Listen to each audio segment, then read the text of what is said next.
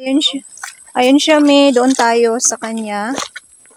So, iwanan muna natin yung kapatid ko kay naglalagay pa siya ng fertilizer sa mga ampalaya niya.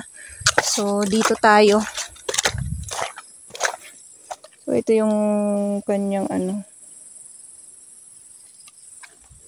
Ganyan. Oh! Hala, damo-damo talong tani nagpost tagali kagina, no? Ayan. Ayan mga mi. O, diba? So, dito na area. Siguro talungan to dati dito. Ayan, marami siya. Oh. Marami. So, ito yung ano nila. Bahay kubo. Eh, dito muna tayo sa kabilang kapatid ko mga mi. So, iniwanan ko yung kapatid ko doon kay naglalagay pa siya ng fertilizer sa kanyang tanim. So, dito naman mga mi, yung area na to, ayan, nakikita nyo ba yan? Halos lahat ano yan, talong.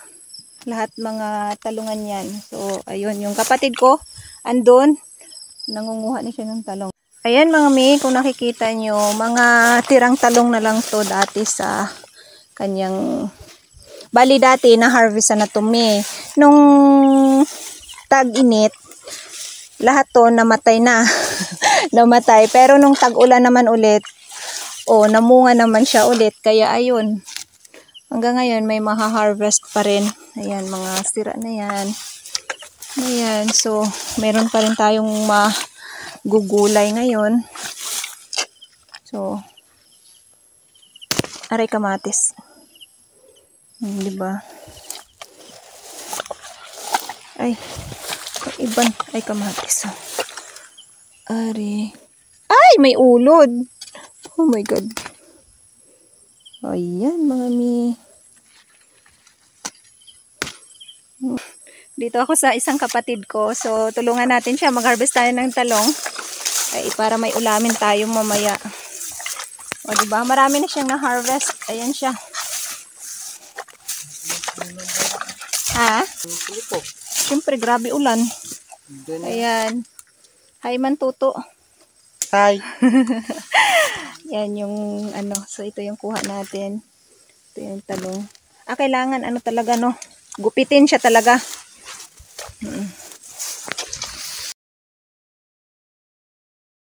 Ayan mga may, kung makikita nyo, ako na yung mag-harvest dyan. So, kailangan pala talaga may gumamit tayo ng gunting. Hindi pala pwede yung ginawa natin kanina. Hindi pala pwede may na basta na lang natin tanggalin yung bunga niya sa puno. So, kailangan talaga gamitan ng gunting. Ayan mga may, kung makikita nyo, marami ng mga maliliit at parang hindi na pwede i-harvest na talong. Pero, makakakuha pa rin tayo ng ating mga pwede gulayin. Marami pa naman magaganda may na pwede natin kunin. Ayan mga may, pero kailangan na talaga to i-replace yung talong natin. So, may mga nakaabang naman po na seeds yung kapatid ko para sa bagong hunol na talong. Ayan, marami na kami nakuha. Diba? Ayan guys, yung nakuha namin.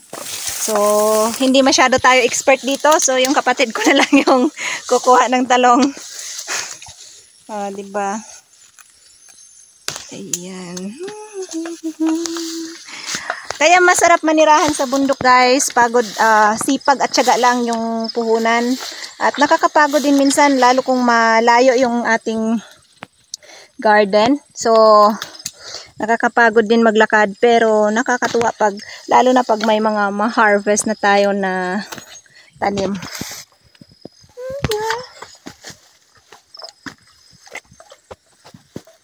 Diba?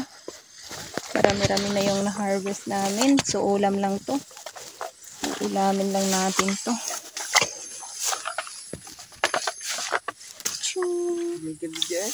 Damo-damo na de. Sa din pa may talungan haw? Amo lang ning area.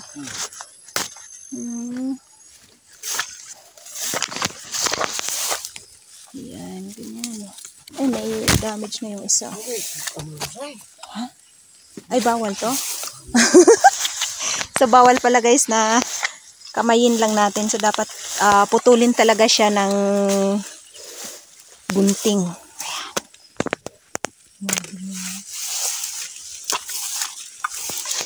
Nami, no? Kaya nabuhay lang siya liwat, no?